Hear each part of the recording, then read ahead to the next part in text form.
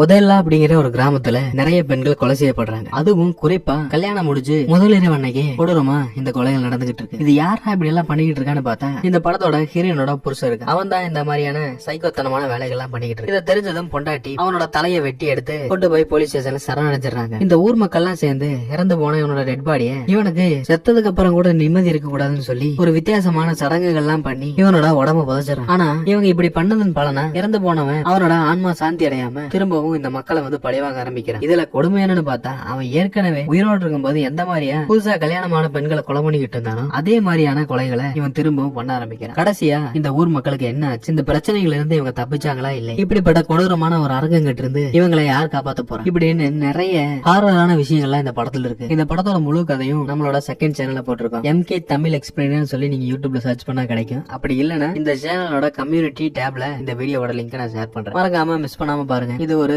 வழக்கம் போல தெலுங்குல எடுக்கிற பேய் படம் மாதிரி தான்.